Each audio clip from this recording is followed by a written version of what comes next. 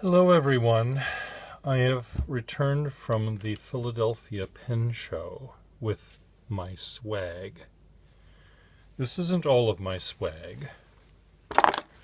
There's more swag than this. When I go to the Philadelphia Pen Show, one of the things I enjoy doing is going to the Fountain Pen Hospital, table, and they pull out bins full of grab bags that cost $50 a piece. And those grab bags are priced well so that there's no grab bag worth only $10 or $20, or they're worth $50. They're very well thought out grab bags, because they contain one or two pens that might just need a sack, and they might even have a gold nib on them, plus a couple of pens that have one nice cap on a really crappy barrel, or a crappy barrel on a nice cap, or something. It may contain 10 really nothings and one kind of something, and it's quite fun because everyone is looking, of course, for a masterpiece in there, some sort of special thing that was overlooked by the eyes at Fountain Pen Hospital. But the eyes at the Fountain Pen Hospital know what they're doing. They're not going to throw away or put in a bag, a $50 bag, a pen worth $500, or a pen worth even $100. They're not going to put in a $50 bag. However, sometimes a pen that's all chewed up and looks like nothing might have a really nice nib on it. So I was able to find nibs that I thought were somewhat special. None were great. Some were very good, and some are good, and some are perfectly fine, and there was nothing wrong with it. But what I did, the reason that a baggie, this is not a $50 baggie. This is, I don't know what I paid for this bag, but there was one other person buying the $50 bags with me, and at the end of the day, he took all of the contents of his bags out, dumped them on a table, and you were able to buy just the one part that you wanted. And this was when people were done going through the feeding frenzy at his table and bought, quote, the good stuff, unquote, he was packing things up, and he said, "You want this bag?" And he said, "You can have the bag for, $40. And initially I thought that was $39 too much. And I looked through it, and I took out, stupid me, I should have just bought it, or looked at it before I pointed these things out. Once I located them, there were 3 gold nibs in there, perfectly fine gold nib, Schaefer nibs in there. So I gave those back to him, and I think I bought the baggie for $10. And it has maybe $11 worth of stuff in it. No, there's some nice things. This thing, for example, was something that was in it, and it's a steel nib pen. The cap doesn't really want to screw on it. It's a pen-pencil combo. I might be able to put a good steel nib in it and sell it for $20 or so. Maybe. I can ask $20 for it. That's what Fountain Pen Hospital was asking for it. And it'll sit on my table forever, but it's pretty, and it'll attract attention. And when I die, my niece and nephew can deal with it.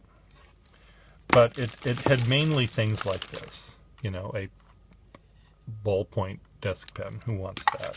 No one. It had things like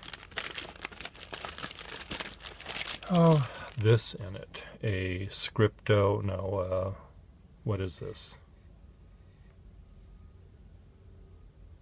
Remington, a Remington pen without a nib and with a broken feed. So I could, what is this worth, actually?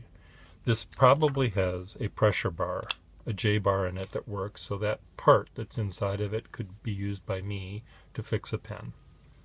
And if I wanted to sell that J-bar, I would probably be able to sell it for a couple of bucks to you who wants to fix a pen. So it doesn't, these things have parts. The sack is good. That can be used for somewhere else. So J-bar and sack, you know, I've got $3 now worth of stuff in it. Or I can put it in my case, shine it up, and it'll look pretty. The nicest thing in this baggie, I'll just show you, was this. And it's not nice. I know the difference between nice and not nice, but it's a Morrison, which is a third tier pen. It might have a Morrison steel nib in it. I don't know, underneath all of the rust.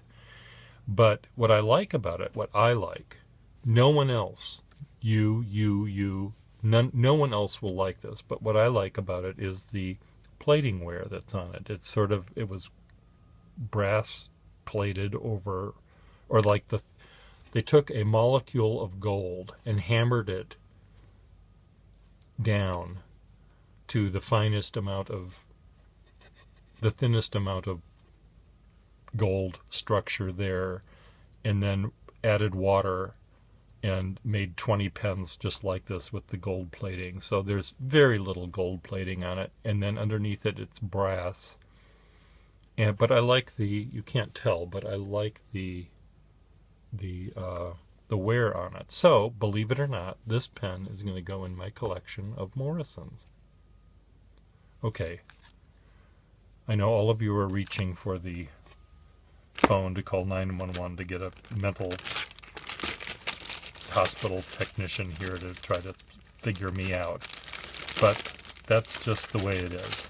So anyway, this bag I'm not going to concern myself with. I'm going to shove these things back in here and not look at them until I want to. Let me just show you some of these pens. Then I'm going to throw the baggies out here. And I just want to say, not all of these pens that I'm showing you came from those baggies. Some of them were in actual, little fancy pen cases with velvet lining, and I bought them. This was among the ones that were in the velvet lined cases. It's a W.S. Hicks pen, and the cap barely screws on.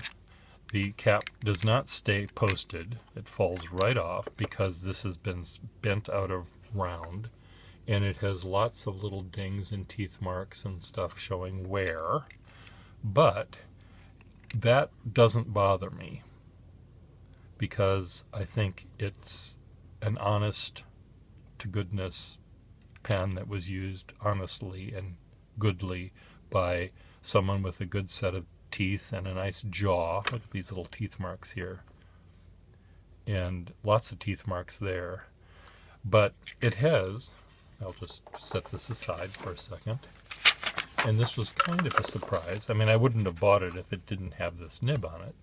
But it had this nib on it. Oops. Which is a slightly flexible stub nib. So the price I paid for this pen, this again did not come out of a $50 baggie. This came out of a thing for a different number, bigger than 50. But this nib is worth what I paid for the pen. And that's probably, most pen collectors would say, well, yes, the nib is worth that. The rest of it is worth nothing. But I actually kind of like it the way it is. I think it has integrity this way.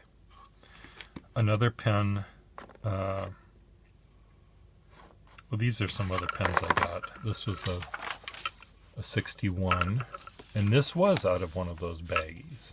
and it included another 61. So there were two 61s. The other 61 was completely, this part was all warped and nasty. It had a good nib in it. This one had a good nib and was not nasty, but 61s are a difficult pen to sell because they're a very difficult pen to clean and to get working again. So what I did was I spent a good hour of my time sucking water into this thing, pushing water out, turning it around, putting this end in my mouth, sucking water in, pushing it out. And once I sucked a little bit too much and got a mouthful of 60-year-old ink crap, which was quite funny. If you were a fly on the wall, you would have saw me recoil in horror and try to wash my mouth out with soap. But this is a perfectly lovely 61 now. It's still not quite fully functional. I need to suck and blow and suck and blow. Okay, get out of the gutter, you. I need to suck and blow a few more times to really clear out that filler system. The 61 has this Teflon coated thing that holds a rolled up piece of plastic, I guess, that has little bumps on it, corrugated plastic that's maybe a foot long or maybe even longer, and that sucks ink in from the bottle when you put this end down. It sucks ink in from the bottle by capillary action and fills. Now, yes, you are thinking, gee, that's stupid, and yes, it is stupid, because that capillary thing takes up a lot of room. So it holds not very much ink. Even when it was brand new, it didn't hold much ink. And then to clean it, if you ever wanted to change ink colors, good luck. You'll have to be sucking and blowing for another week and a half. But this had not only old ink, but it was old dried up ink in it. So the pieces of when I was sucking rather than blowing, and the sucking caused my mouth to get full of this ink. It was not just, it was like a mouthful of watery sand, gritty sand. So anyway, but this is a perfectly lovely pen. I love how this pen has, the thing I love about Parker 51s and 61s when you get one that really speaks to me is the nib is fine enough so that when you do apply pressure, you do get the tiniest amount of flex. But when you don't apply pressure, you get a line that's Johnny One Notey thick, and you'd flip it upside down and you have this Johnny One Note that's thin. When they're too similar in size between up and down, they don't interest me. But I like this sort of two pens in one routine that I can get with a 61. So that was pretty sweet. I don't even know whether I was on the camera here. Another pen I got, this was out of, now this was not this was not in a $50 bag. This is one that I had to pay ready money for. Was this diamond metal pen. There's a lot of diamond metal pens and pick pens and Weidlich pens that were in these baggies and in these zippered cases from the Fountain Pen Hospital, and they were a good second tier pen. They sort of had the quality of a first tier pen, but they just didn't last very long to be all that collectible.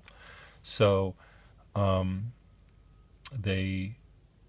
not sought after by pen collectors, but this was a really nice pen. It has a very fine, slightly flexible nib, great for drawing, great for writing, not so good for calligraphy, but I really like it, and it's basic black.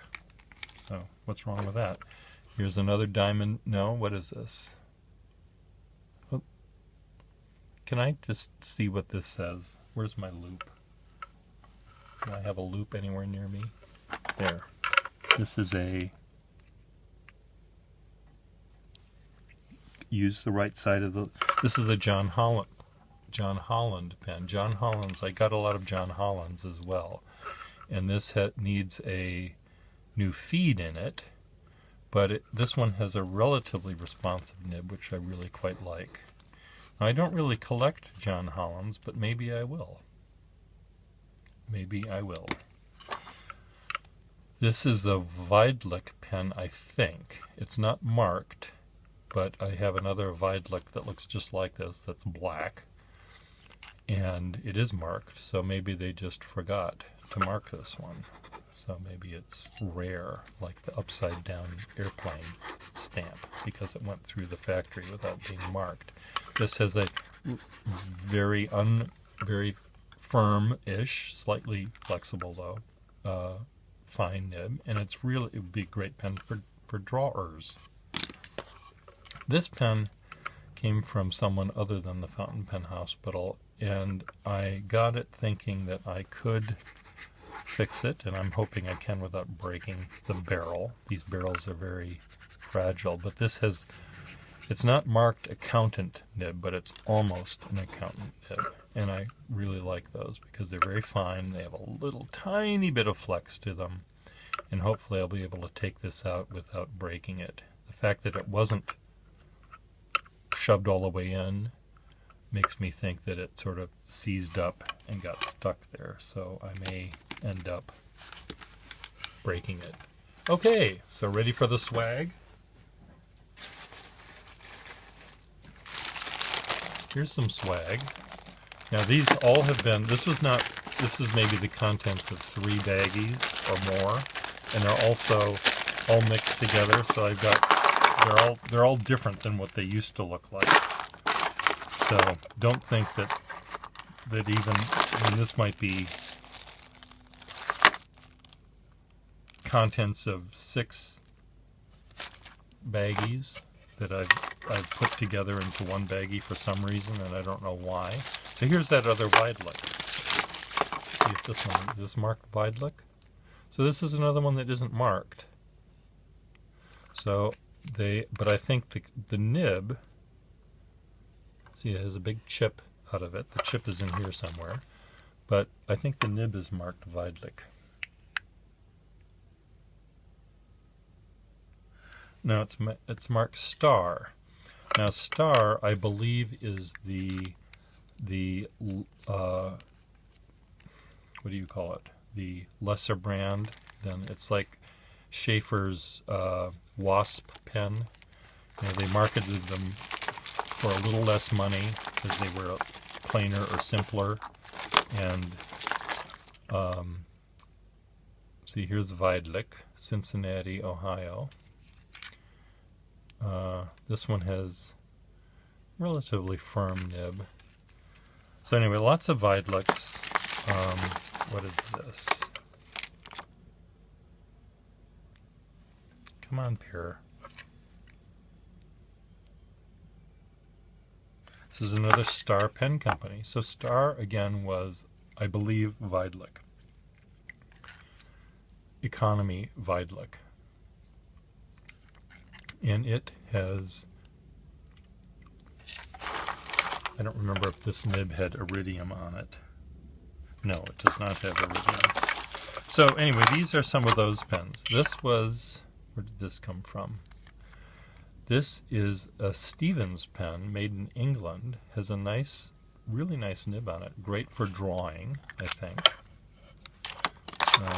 Gold medal pen.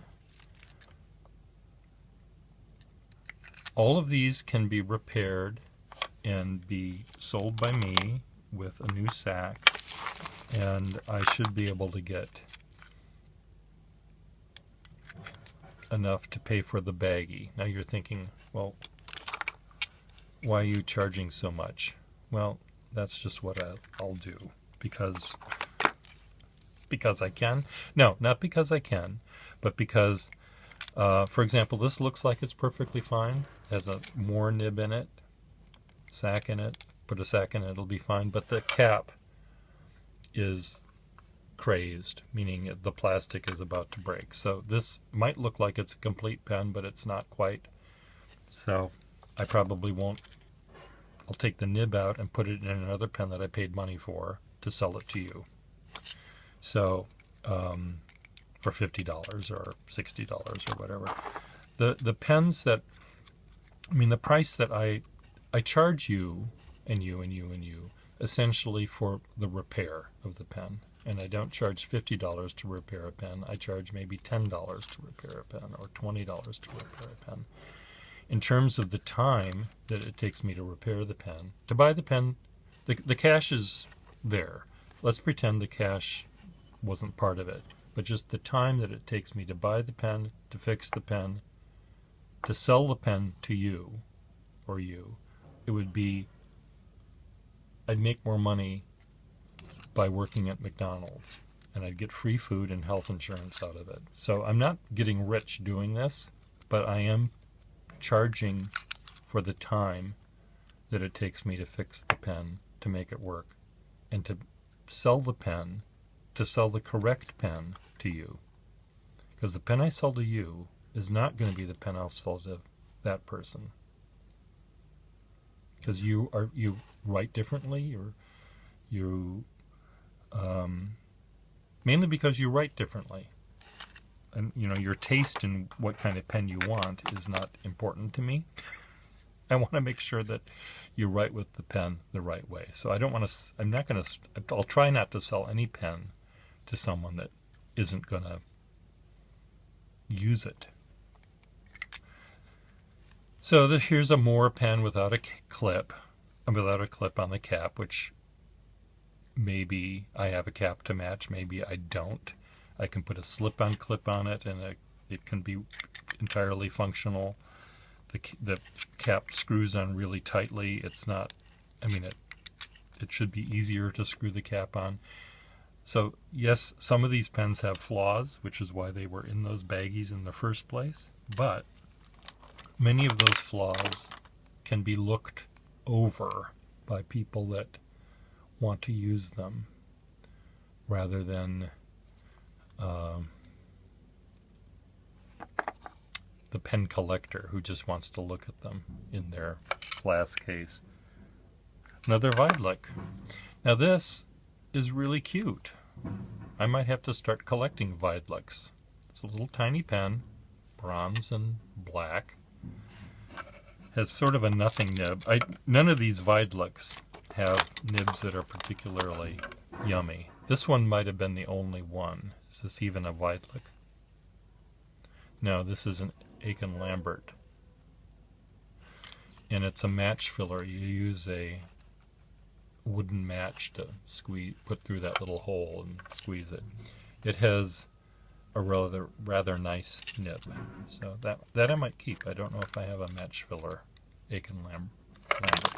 Okay, let's see what other slide we have. What's in here? Okay, is this what I'm looking for? No, this is not.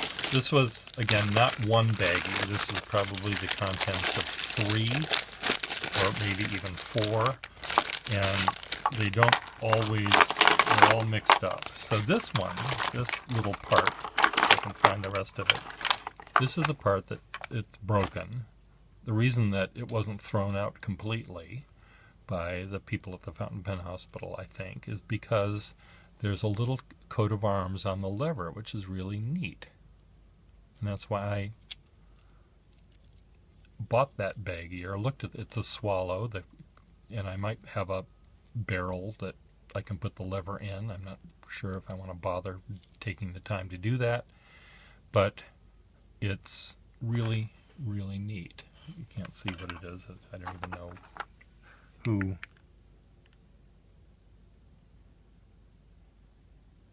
whose coat of arm is it? Who knows? But, so here's a Webster pen. I like the sort of